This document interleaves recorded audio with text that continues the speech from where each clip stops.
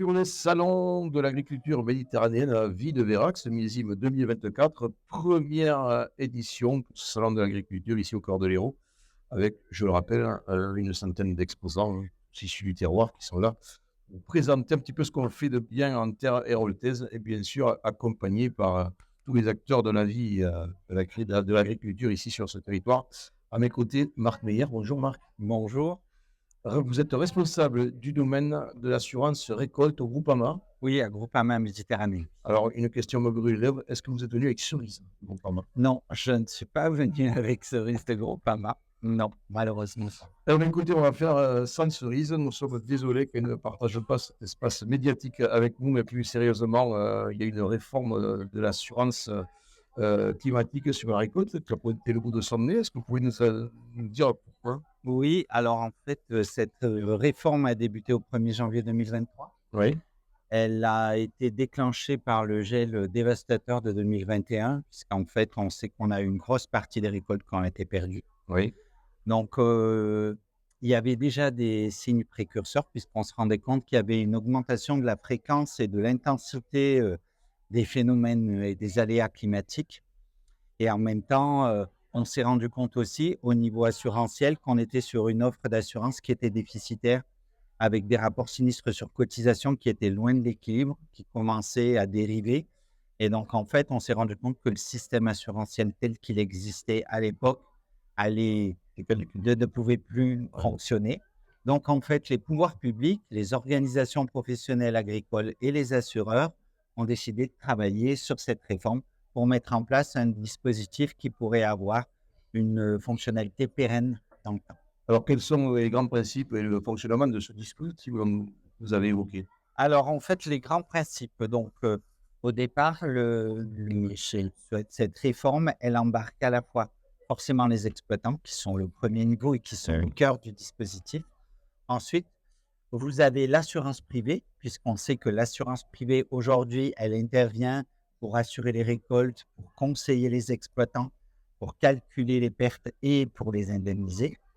Ensuite, vous allez avoir un nouveau dispositif qui n'est pas encore en place, mais qui est un pool qui est constitué des assureurs et des réassureurs. L'objectif, c'est qu'on puisse, nous, au sein de cette profession, partager nos données et aussi travailler sur la base d'un socle tarifaire qui permettra au plus grand nombre de souscrire de l'assurance récolte et de pérenniser et de mutualiser le système.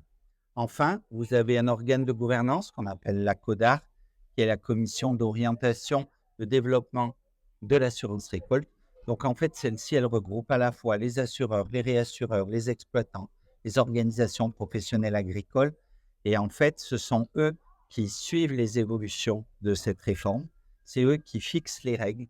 C'est eux qui analysent aussi les impacts du changement climatique. Tout ça pour essayer de mettre ce système vraiment en Alors, musique et que du coup, il puisse durer dans le temps. le lancer donc C'est de ça, manière pérenne. exactement. Quel Donc en impact? fait, par contre, je vais Allez-y, allez-y. couper.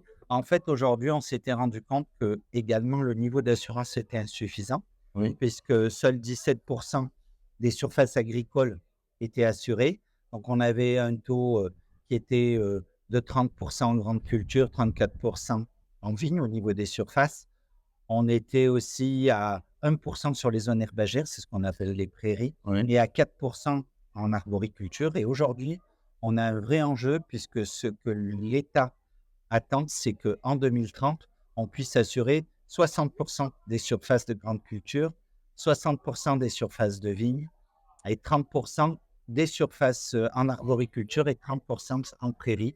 Donc, c'est un vrai challenge dans la mutualisation pour nous. Et quel impact donc sur les contrats d'assurance multirisque climatique?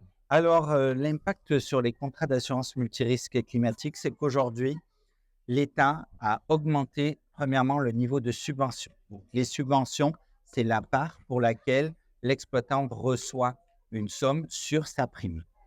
Donc, en fait, avant, on s'était rendu compte que les niveaux de subvention étaient beaucoup moins élevés puisque, en fonction de la franchise, on avait un niveau de subvention différent.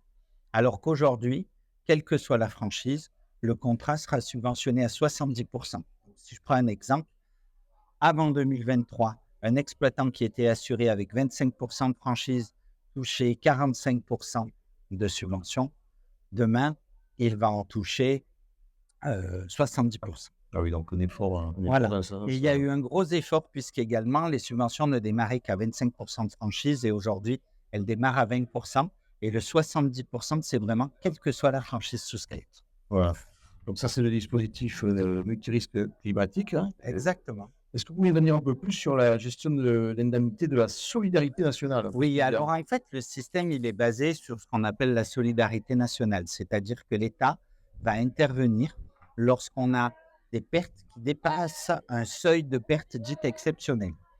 Donc, le seuil de perte exceptionnelle, il a été fixé par les pouvoirs publics. Donc, il est de 50% pour les vignes, 50% pour les grandes cultures, 30% pour l'agriculture et 30% pour les prairies. C'est-à-dire que si la perte en récolte de l'exploitant sur chaque filière dépasse ce seuil, derrière, l'État va prendre en charge une partie de cette perte. Et il s'avère que le budget de l'État, à date, il est de 680 millions d'euros pour intervenir au titre de cette solidarité nationale. Oui, c'est un peu la catastrophe naturelle de. Oui, alors en fait, il y avait un système qui s'appelait les calamités agricoles, sauf que ce système a maintenant disparu. Il a été conservé uniquement dans le cadre de ce qu'on appelle la perte de fonds, c'est-à-dire si l'exploitant perd son outil de production. Je ne sais pas si par exemple les, les vergers, les arbres arrivaient à mourir. Donc ça, c'est Ouais. pas couvert par l'assurance. C'est pris en compte par le système des calamités agricoles. D'accord. Est-ce que vous pouvez nous dire comment le choix de l'interlocuteur agréé est déterminé? Alors en fait, ce qui se passe, c'est que pour gérer cette indemnité de solidarité nationale, l'État a réfléchi à un système de délégation. Donc en fait, au tout démarrage, c'est-à-dire en 2023, il a été décidé que les assureurs allaient gérer cette partie de l'indemnité pour les seules cultures qu'ils assurent. Et donc, le reste pour les cultures non assurées, ce sont les DDTM de chaque territoire qui ont pris le relais. Par contre, cette année, en 2024, on a eu une nouvelle évolution, c'est-à-dire que l'État a considéré qu'un exploitant qui serait assuré en multirisque climatique, donc d'un contrat subventionnable, s'il possède des cultures non assurées, ce sera l'assureur qui gérera à la fois son indemnité de solidarité nationale sur ses cultures assurées, c'est ses cultures non assurées. Si l'exploitant n'est pas du tout assuré sur un contrat multirisque climatique, c'est la DDTM qui va gérer. Et on a une spécificité sur l'assurance des zones herbagères et les contrats prairies. Si un exploitant n'est pas assuré pour ses surfaces herbagères, ce ne sera pas la DDTM qui gérera son indemnité de solidarité nationale, mais il doit choisir un assureur pour le faire. Donc en fait, ce qui s'est passé, c'est que l'État, au 1er mars 2024, a ouvert une plateforme en ligne pour que les exploitants aillent recenser les cultures qu'ils avaient dans leur exploitation, qu'ils indiquent si elles étaient assurées ou non. Et en fonction de ça, la plateforme les a aidés soit à leur dire qui serait leur interlocuteur agréé, soit leur a donné le choix entre différents assureurs pour ce faire. Donc, l'assurance est-elle obligatoire? Non, l'assurance climatique sur récolte n'est aujourd'hui toujours pas obligatoire. Donc, c'est un vrai choix de l'exploitant que de s'assurer pour ses récoltes. Oui, c'est ça. Vous avez évoqué l'assurance des prairies. Quelles informations vous pouvez nous communiquer sur ce point? Alors, en fait, l'assurance des prairies, c'est un contrat qui est différent de la multirisque climatique. La multirisque climatique, sur les cultures traditionnelles, on va avoir une expertise, mais une expertise humaine qui est faite par un expert. Pour le contrat prairie, on ne fonctionne pas du tout pareil. En fait, c'est ce qu'on appelle une assurance paramétrique. Donc, c'est-à-dire que c'est un indice qui est mesuré par satellite, qui mesure ce qu'on appelle l'indice de pousse des prairies. Technique, hein, donc. Oui, c'est technique. Et donc, en fait, cet indice de pousse, il est mesuré sur la période de validité du contrat, c'est-à-dire de février à fin octobre. Voilà. Donc, en fait, ce qui se passe, c'est que derrière l'exploitant, dans ce cas-là, n'a pas à déclarer de sinistre. C'est en fin de période, on reçoit le bilan de ces indices de pousse. Cet indice de pousse, il va être comparé à un indice de pousse qu'on appelle historique. Voilà. Et en fonction de ça, l'exploitant on va déterminer un taux de perte. Et si ce taux de perte dépasse soit sa franchise au contrat s'il est assuré, soit si ça dépasse le seuil de perte exceptionnelle si c'est non assuré, et bien, du coup, on aura une indemnité qui interviendra. Et quel bilan peut-on dresser par suite de cette première année d'existence de ce fameux dispositif? Alors, en fait, là, j'ai pris quelques chiffres. Donc, voilà, ce qu'il faut savoir, c'est que en 2023, on a quand même connu un réel engouement pour la souscription des contrats multirisques climatiques. On a eu une augmentation des surfaces de la ferme France Assurée. Donc, on a eu... réjouir. Pardon? Je dis, vous pouvez vous réjouir Oui, de ce sursaut. oui, mais c'est également bien pour l'ensemble des exploitants parce que la mutualisation du risque, ça permet de vraiment pérenniser le système.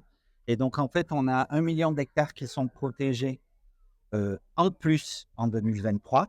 Voilà, donc on est à 4 885 000 hectares assurés en 2023. Voilà, donc on sait qu'aujourd'hui, on a progressé sur la part en termes de différents types de cultures. Donc, c'est-à-dire sur les grandes cultures, on est aujourd'hui à 33% d'assurance. En viticulture, 37%. En arboriculture, à 12%, alors qu'on n'était qu'à 4%. Et pour les prairies, on est passé de 1 à 9%. C'est quand même une véritable progression. Sans prévoir. Oui, c'est ça. Plus. On peut le dire comme ça. Et donc, en fait, sur 2023, nous-mêmes, on a constaté également que c'était une année qui, au niveau de la sinistralité climatique, c'était plutôt bien comporté, on va le dire comme ça. C'est-à-dire qu'en fait, aujourd'hui, on a eu, au niveau du groupe, en 2023, 77 000 sinistres de déclarés, alors qu'en 2022, on en avait 86 000. On s'est rendu compte également que sur cette année-là, il y avait eu une baisse de l'intensité.